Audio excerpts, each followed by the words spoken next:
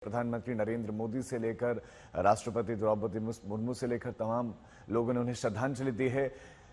America के Cornell university से 1962 में उन्होंने बैचलर्स की डिग्री पूरी की। 1975 में अमेरिका के हार्वर्ड बिजनेस स्कूल से फिर मैनेजमेंट की डिग्री उन्होंने ली।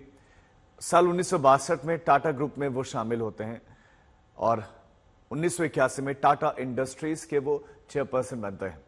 1981 में सफर की शुरुआत होती है। 1986 से 1989 तक फिर एयर इंडिया के भी वो चेयरपर्सन रहते हैं। 1991 से 2012 तक वो टाटा सन्स के चेयरमैन रहते हैं। साल 2008 में उन्हें पद्म विभूषण से सम्मानित किया गया।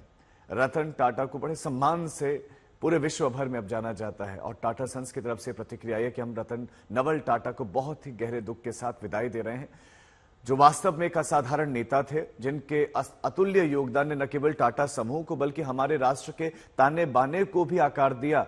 टाटा समूह के लिए श्री टाटा एक चेयरमैन से कहीं बढ़कर थे और मेरे लिए एक गुरु मार्गदर्शक मित्र थे। उत्कृष्टता, अखंडता और नवाचार के प्रति अटूट प्रतिबद्धता के साथ उनके नेतृत्व में टाटा समूह ने अपने नैतिक मानदंडों के प्रति हमेशा सच्चे रहते हुए अपने वैश्विक पदचिह्न का विस्तार किया।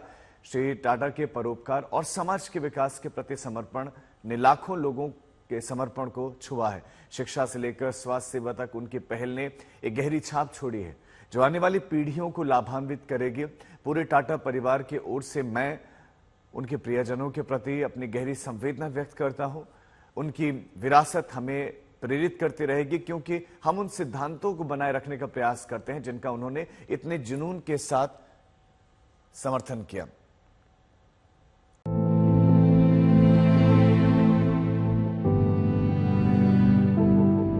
I wish you well, and I am very envious of you coming out into the India of today and tomorrow, which is going to be a great country.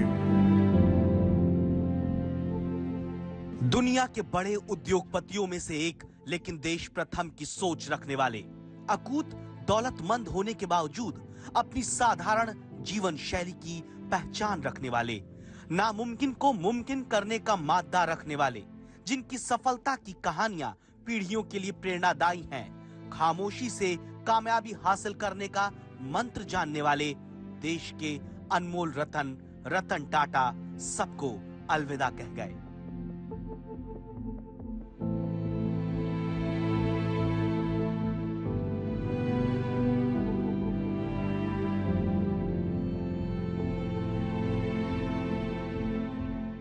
Ratan Tata को दुनिया के एक बड़े उद्योगपति से ज्यादा एक सच्चे देशभक्त, समाज सेवी, एक दरिया दिल इंसान के तौर पर जानती रही।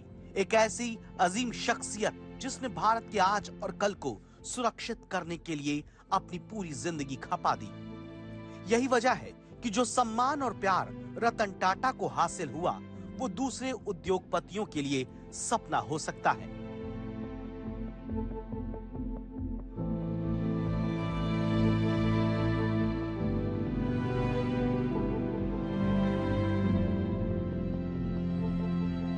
रोजगार के मौके पैदा करना हो या फिर भारत को शक्तिशाली करना, प्रदूषण से बचाने के लिए कदम उठाने हो या फिर भारत के हजारों गांवों में साफ पानी पहुंचाना, भारतीय कारोबार की रीढ़ टाटा ग्रुप के पूर्व चेयरमैन को हमेशा एक ऐसे उद्योगपति के तौर पर पहचाना गया जिन्होंने अपने कर्मचारियों का साथ दिया।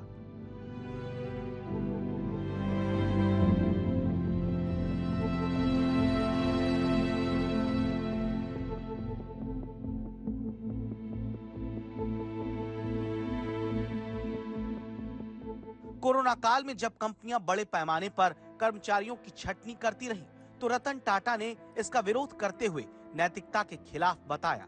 यही नहीं, उन्होंने कोरोना महामारी के दौरान सबसे बड़ी मदद देकर मिसाल पेश की। नमक से लेकर सॉफ्टवेयर बनाने वाली दिग्गज कंपनी टाटा समूह का 21 सालों तक नेतृत्व करने वाले रतन टाटा का जन्म 28 दिसंबर 1937 को हुआ। वो टाटा ग्रुप के संस्थापक जमशेद जी टाटा के परपोते थे। हार्वर्ड बिजनेस स्कूल से मैनेजमेंट की पढ़ाई की। रतन टाटा साल 1990 से 2012 तक ग्रुप के चेयरमैन रहे और अक्टूबर 2016 से फरवरी 2017 तक अंतरिम चेयरमैन।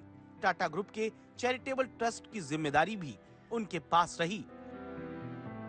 टाटा ग्रुप के छोटे से छोटे कर्मचारी का सम्मान करने वाले रतन टाटा भले ही आज दुनिया से दूर चले गए, लेकिन 140 करोड़ भारतीयों के दिल में वो हमेशा देश का अनमोल रतन बनकर रहेंगे। रतन टाटा ने अपनी विरासत को एक नए मुकाम पर पहुंचाया है। उन्होंने एयर इंडिया को अपने एम्पायर में शामिल किया, विदेशी कंपनी फोर्ड के luxury car brand land rover और जगुआर को भी अपने पोर्टफोलियो में जोड़ा। 1991 में टाटा समूह के मुखिया बने, तब उदारीकरण का दौर शुरू हो रहा था और रतन टाटा ने दुनिया भर में पांव पसारने शुरू किए। टाटा समूह ने टेटली टी और जगुआर समेत कई अधिग्रहण कर सुर्खियां बटोरी। ये रतन टाटा ही थे जिनके नेतृत्व में टाटा का कारोबार हर जगह फैला, चाय से लेकर सूचना तकनीक तक। टाटा भारत का सबसे बड़ा कारोबारी समूह बना, लेकिन इसके बावजूद रतन टाटा हमेशा लो प्रोफाइल रहे।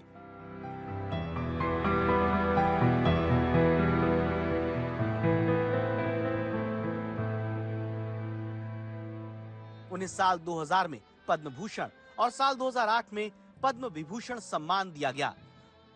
साल 2009 में रतन टाटा ने मध्यम वर्ग के लिए 1 लाख रुपए से कम कीमत में नैनो कार लॉन्च की, जिसकी प्रेरणा उन्हें मुंबई की तेज बारिश में दुपहिया वाहन पर 4 लोगों के एक परिवार को भीगते हुए देखने पर मिली। So many Indian families, young Indian families. I saw them on two-wheelers. The father sitting on a scooter, his son standing in front of him, his wife behind him with a baby in her arms. And on slippery roads when there's rain or in the night, I asked myself, this is a very dangerous way for a family to travel. So can we give that family a safe form of transport where they can be protected from the rain, where they would be safer in the night? And that's what started me on the thought, a new small 1 lakh car.